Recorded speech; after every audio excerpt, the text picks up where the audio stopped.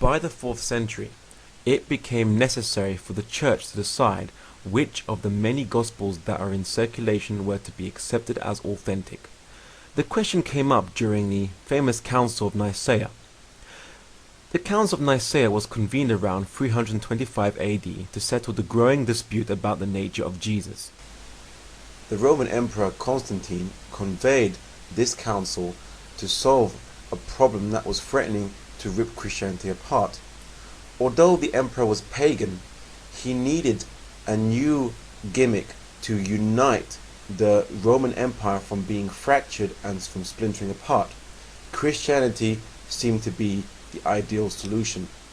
But the only problem was that Christianity, in its pure monotheistic form, was totally different to pagan Roman religions that the citizens of Rome were used to. So it was in his interests to foresee the creation of a more Romanized Christianity that would appeal to Roman citizens and at the same time unite them behind one common religion and would unite them politically in one common identity.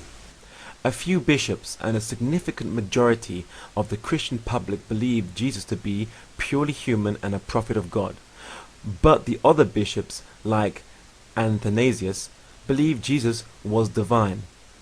Fortunately, the 2 testimonies of eyewitnesses of the event have been preserved, so there can be little doubt as to the method used during the event in the selection of the Gospels.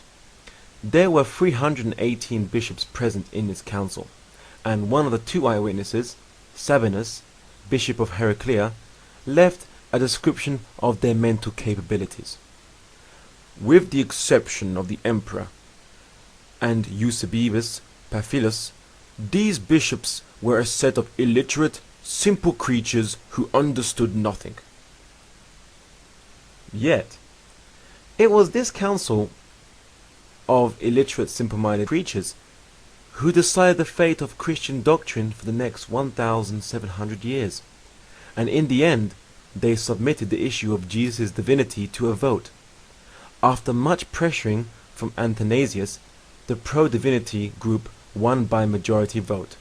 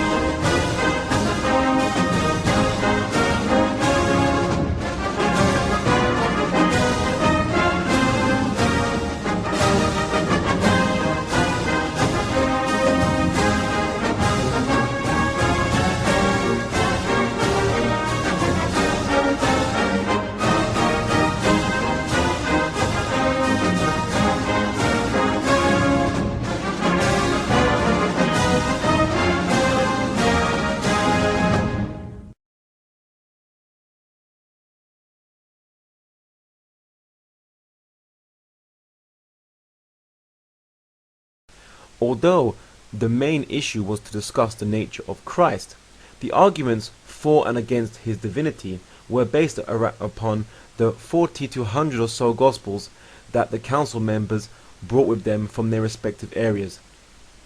So the issue over which Gospels are fully authentic and which are not had to be dealt with there and then in order for an agreement to be reached on which is to be used as a source for argumentation.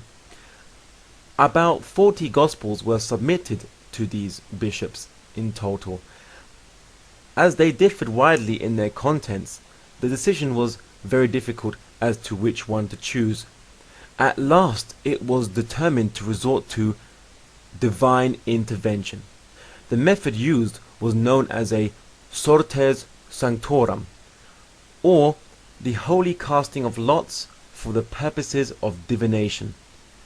Its use in the Council of Nicea was described by another eyewitness, Pappus, in his book the Synodicon. To the Council of Nicea.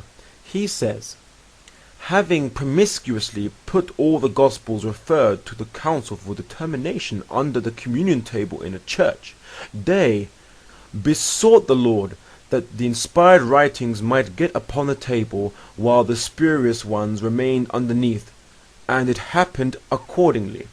So then, when the church fathers came back the next morning, they found 4 Gospels, Matthew, Mark, Luke and John, on the table.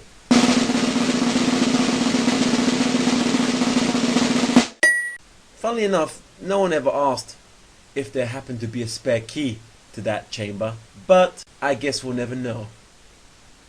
I mean, there has to be some reason those Gospels got on the table. I mean, they couldn't have just teleported there or something.